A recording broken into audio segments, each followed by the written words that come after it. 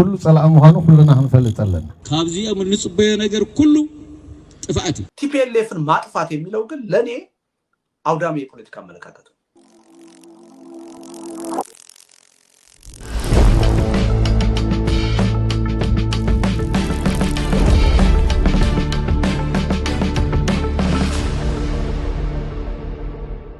سلام تعنا هبلنا عبيسنا 4 ساعات أب تجرايز تفتصمون من تجرايز ملكتون حبريتات كنقركم على ثوزينا حب أربعنا جمير الله فلما حبيتنا تاعت حب أربعنا نقدرنا من قصة فيدرال أطوات بجلتاتنا ودبن الناس التنن له حد بحيل الموجات بعته السابق القبل هو حد تسيسو وحد دبلوماتيك محاضرة سبن عالم لكم حزوت ليلو عبد صحافة الدابة وعلى بريتوريا عبد حدا جام الله هاتنكي قلو زعوارك هو حتى إيرتران الملكتون من لا شيء ويو أبو حبار زينا كسمعوا وياكم نوحاتنا مدفع من ربراب حزب تجراين حزب إثيوبيا ناب حدا جازت يقبل نبار بوليتيكيا لدتو أيالي وتنكيغو لدتو أيالي ونزل له مخنيات أبو حبار بعنا بزرزر قربي لعلوي مرار حصراوي تجراي زكون الجنرال يوحنس ولد جيورغيس مديد بسمينن بدبوبن جينوسايد كابز فتصمولنا حيلتات مرزين بر صبا يكون معارين صبن قبل تسميعو جون مديد عين مرانو زي فلت محلتين تقعن كبير لما حلالكم الأخي مولو تحلطوا هدالينا لنا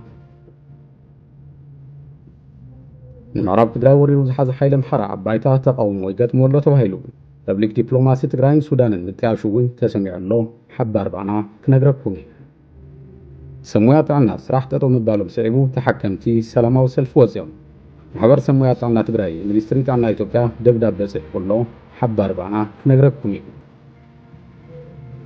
حبار بانا ورداس قرب زعواز كاد زلو زي حقاو عدنان أبطق نزوعل زلو حدقنيا كيميكالن وين كدسسيو بريزيدنت عدس ورداي ساتفلو بزعواز زلو مدرخ جماوين حبري تاخل وي channel بانا ميديا لايك شيرن سبسكرايب بالمجبار أبال سدرانا كونون عدن سنايس عن حيت منقست فيدرال اتوقات وجلنا ودبن الناس التنن هو حات بحيل الموقات بعتو بيسرح له قبل هو حات كسيسو وحاتنا دبلوماتيك محبرسبن عالم لخم حزوت نيلو عب صحافو دبدابه امونغو وحاتن منغست فيدرال اب 2015 عام تمرت تفرم سممع سلام بريتوريا نمتغبار بوغن وحات لعل قراصنت مهلاو ملخيتو يخون امبر بوغن منغست فيدرال نتوعل نمتغبار قربونت كم زيله وقاداس نتوعل زصاو تغبارات يفصم مهلاو حبيرو بمسارات توعل حق منغستاو غزات تግራይን ተመዛበልትን መምላስ ሓላፍነት መንግስት ፌደራል ዋላ እንተኾነ ክሳብ ሕዚ ግና ኣይተግበሮን ክብል ነቂፉ ትግራይ ከም ሓንቲ ኣካል ፌደሬሽን ኢትዮጵያ ውክልና ክልዋ ዘኽእል ፖለቲካዊ ልዝብ ከይጅመር ናጓተተ ናብ ትግራይ ኣብ ዝኣቱ ነዳዲ ገደብ ብምግባር ስላሕታዊ ዕፅዋን ናቐፀለ ዝመፀ መንግስት ፌደራል ካብ ቀረባ ግዜ ናብዚ ድማ ብግልጽነት ውዕሊ ኣብ ዘፍርሱ ተግባራት ተጸሚዱ ይርከብ ኢሉ ህወሓት ደላይ ኩናቱ ዝብል ፕሮፓጋንዳ ብስፍሓት እናነዝሐ ዝጸንሐ መንግስት ፌደራል ሕዚ ድማ ጉጅለ ዕጡቓት ወዲቡ ሰላም ትግራይ ንምዝራግን ዝተመዓራረየ ግዜያዊ ምምሕዳር ንምድኻምን ይሰርሕ ኣለዎ ክብል እውን ከሲሱ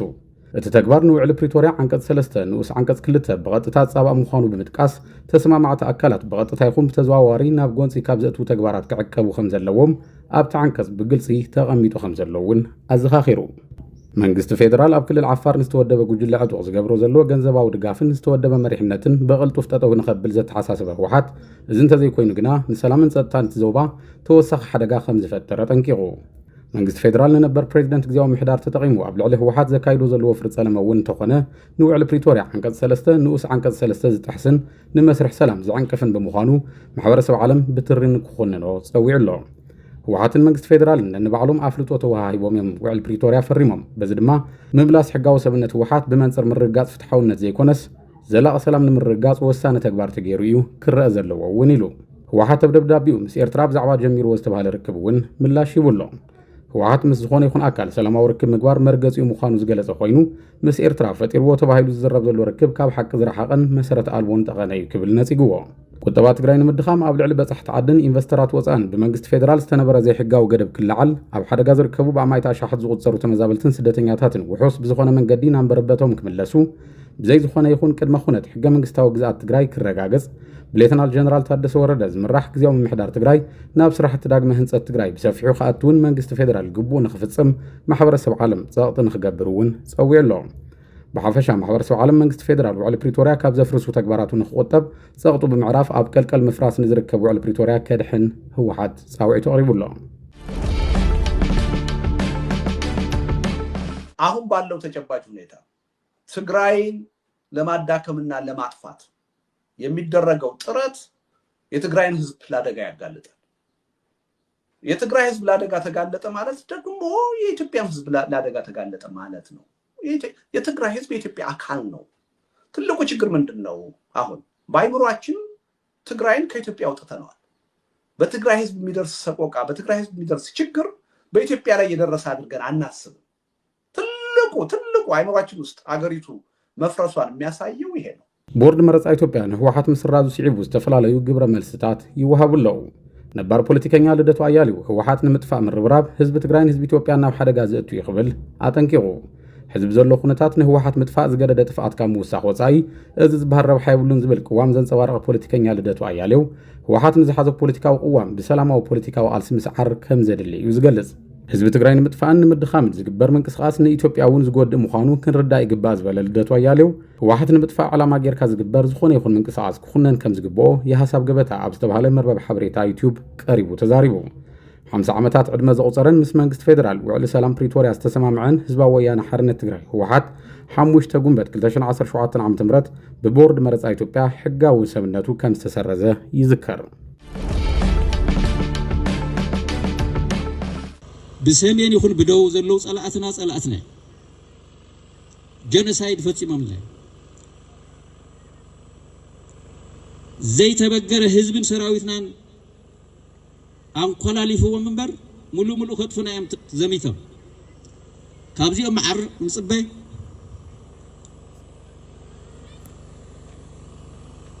كابزيو من نصبي ነገር ሁሉ ጥፋati እዚኦም ናብ ትግራይ ከእድም ዝደሊ ዝኾነ ሓይሊ ወይ ተዋቂዕዎሉ ወይ ዓዊድሎ ወይ ህዝቢ ትግራይ ዝኸፈሎ ዋጋ ይትረዱ። ብሰሜንን ብደቡብን ኣብ ልዕሊ ትግራይ ጄኖሳይድ ካብ ዝፈጸሙ ሓይልታት መርዝንበር ፀባ ይኹን ማዓራይ ንጽበን ኢሉ ላዕለዋይ ኣመራርሓ ሰራዊት ትግራይ ጀነራል ዮሃንስ ወልደ ጊዮርጊስ ጆን መዲድ እቶም ሓይልታት ናብ ትግራይ ዝዕድም ኣካል እንተሃልዩ ድማ ህዝቢ ትግራይ ዝኸፈሎ ዋጋ ዝረስዓ ምዃኑ ገሊጹ። ዛንታ ክፍለ ሰራዊት ደጀና ዝሰነደ መጽሓፍ እንትምረቕ ተረኺቡ መልእኽቲ ዘመሓላለፈ ጀነራል ዮሃንስ ዓይነ ምራኑ ኣብ ዘይፍለጥ ምሕዝነት ዓይኒ ጽጋዓን ክብል እውን ተዛሪቡ። ብርግጽ መሓዛ የድልየና እዩ፣ ታክቲካል ይኹን ስትራቴጂካል መሓዛና ጌርና እንመርጾ ግን ዝጠቕመና ክኸውን ይግባእ ክብል እውን ተሰሚዑ። ልዕሊ ናይ ደገ መሓዛ ውሽጣዊ ዓቕሚ ትግራይ እዩ ክእከብ ዘለዎ ዝበለ ጀነራል ዮሃንስ ኣብ ሰራዊት ጸገማት ዋላ እንተሃለዉ ነቶም ጸገማት ብምፍታሕ ሰራዊት ምጥንኻር እምበር ህልውና ህዝቢ ትግራይ ክውስን ዝኽእል ሰራዊት ስሙ ክጠፍእ ይግባእን ኢሉ። ውድባት ፖለቲካን ምሁራትን ትግራይ እውን ክስምዑ ከም ዝግባእ ገንዚቡ።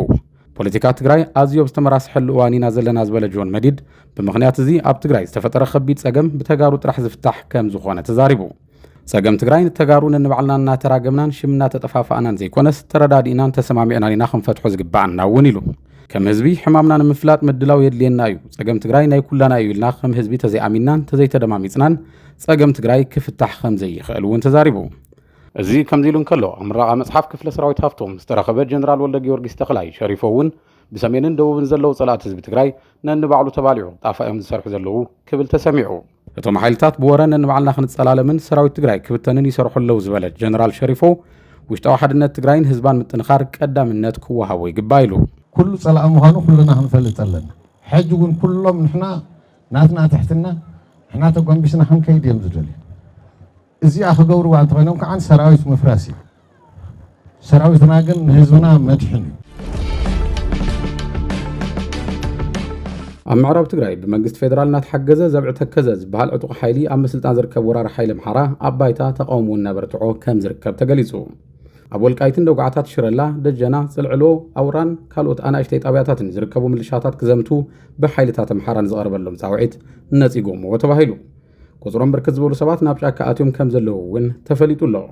ተጋሩ ይመጹኹም ኣለዉ፣ መሬትና ገዛና መረበትና ኢሎም ካብ ዓድኹም ከፈናቐልኹም እዮም ዝብል መፈራርሒ ክጥቀሙ ዝፈተኑ ካድረታት ክልል ኣምሓራ ተወለድቲ ምዕራብ ትግራይ ቃል በቓል ኣሕዋትና እዮም ናብ ዓዶም ይመለሱ ኢሎም ኣቕቢጾምዎም ተባሂሉ ኣሎ።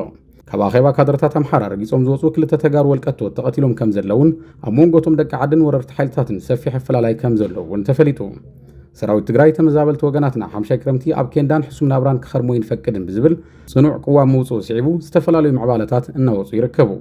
ኣብ ሃገረ ሱዳን ርክብ ትግራይን ሱዳንን ምጥንኻር ዝኽእል ክፍሊ ዲፕሎማሲ ኣብ ከተማ ገዳሪፍ ተጣይሹሎ ብማሕበር ተጋሩ ሱዳን ዝተጣየሸ ክፍሊ ዲፕሎማሲ ርክብ ክልቲኡ ህዝብታት ኣብ ምጥንኻር ናይ መሪሕነት ግደ ክጻወት ሓላፍነት ዝተዋህቦ እዩ እቲ ዲፕሎማሲያዊ ኮሚቴ ነበርቲ ሱዳን ዝኾኑ ጽዕንቶ ፈጠርቲ ተጋሩ ዝሓቆፈ ምዃኑ ተገሊጹ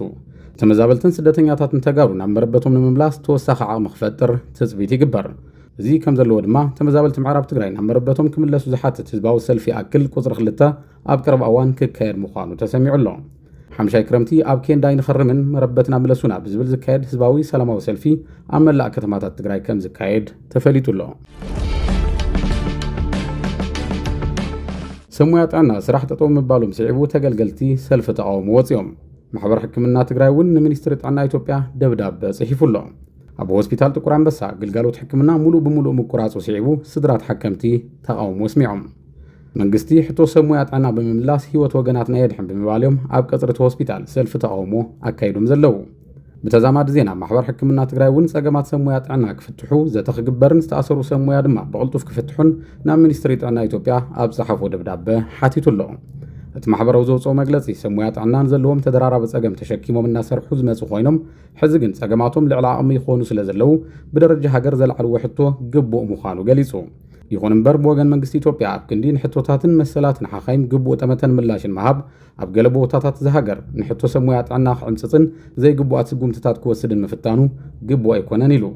مويا حكمنا لعلم بسنا مجوار استهانة تمرتهم الدلوات زت قلب مويايو سمويا تعودي نزب بقعات حليفهم أبصرح مساعتون يوتدك سوات المدحان ملوك زي حسابنا قالبون هيوم يمسرحوا انتهونا جنا زوم سمويا زقبا معايا طغمات من كبرنا يرخبون زلو زبالة مجلس محور السب حكمنا تجري اتوم حزي سمويات عنا زحطوهم زلو طلبات كرم حزون النات حتى زمات مخانهم يجلز بمخانو دما مخبار نبرا متحات مهيا طغمات من عبيتن ساقا من برقزان مقوعزيان أقلقلوت مدحن سمويات عنا زي مهلاو قدات ميدي كوليغالون كالوتن حتوتات سمويا حكمنا منقست بتخورة ريو ملسكا غمتي قبا قبل محبر حكمنا تقراي تسويعو ات محبرنا منستريت عنا إثيوبيا عبدالله خود بدابه سمويا حكمنا زي العلوم زلو حتوتات الناس يعبو سعبا زقاتم زلو مأسرتي عملكيتو زاتخ كايد ساوعيتو أغربو اللولو ኣብ ዞባ ሰሜን ምዕራብ ትግራይ ወረዳ ስገደ ሓደገኛ ኬሚካል ኣብ ረብሓ ይውዕል ምህላው ተሓቢሩ እቲ ኣብ ወረዳ ስገደ ጣብያ ሕጻጽ ንዕደና ወርቂ ሓደገኛ ኬሚካል ኣብ ረብሓ ምውዓሉ ዝተረጋገጸ ነበርቲ ተኸባቢ ኣብ ሰውን ብዘውጽዎ ሓበሬታ እዩ እቲ ኣብ ጥቕሚ ዝውዕል ዘሎ ኬሚካል ኣብ ሰብ እንስሳን ዝራእትን ዓብዪ ሓደጋ ዘስዕብ ምዃኑ ነበርቲ ተኸባቢ ሓቢሮም ኣብቲ ቦታ ዝተረኸበ ሓበሬታ ከም ዘመልክቶ ነቲ ሓደገኛ ኬሚካል ዝጥቀሙ ዘለዉ ኣካላት ሰብ ሃፍቲ እዮም ኣብ ጣብያ ሕጻጽ ኣብ ረብሓ ዝውዕል ዘሎ ሓደገኛ ኬሚካል ንቐይሕ ባዚቃ መልእኽ ዝውዕል ሲያናይድ ዝተባሃለ ሓደገኛ ኬሚካል እዩ ኣብ ሰሜን ምዕራብ ትግራይ ወርቂ ንምዕዳን ዝተፈላለዩ ኬሚካላት ኣብ ረብሓ ይውዕሉ ከም ዘለዉ ክግለጽ ምጽንሑ ይዝከር እዩ ካብቶም ኣብ ረብሓ ዝውዕሉ ዘለዉ ሓደገኛ ኬሚካላት ሲያናይድን ሜርኩሪን ዝበሃሉ እንትኾኑ ብትካል ጥዕና ዓለም ኣብ ጥቕሚ ንኸይውዕሉ ዝተኸልከሉ እዮም ንትዕደና ወርቂ ንምውፃእ እዞም ኬሚካል እዚኦም ከዓ ሓደገኛ እዮም ብፍላይ ንሰብ ንእንስሳ ነቲ ከባቢ ተፈጥሮ ሃፍትና እውን ሓደገኛ ዝኾኑ ኬሚካላት እዮም ኣብ ሰሜን ምዕራብ ትግራይ ዝካየድ ዘሎ ዘይሕጋዊ ዕደና ማዕድናት ጠጠው ንኽብል ብግዜያዊ ምምሕዳር ትግራይ ተወሲኑ ከም ዝነበረ ዝዝከር እዩ ይኹን እምበር ሕዚ እውን ኣብ ዝተፈላለዩ ከባቢታት ብሓደገኛ ኬሚካላት ዝተሓገዘ ኣለሻ ወርቂ ይካየድ ከም ዘሎን እዚ ድማ ንሕዚ ጥራሕ ዘይኮነስ ንወለዶታት ዝሳገር መዘዝ ከም ዘለዎ ይግለጽ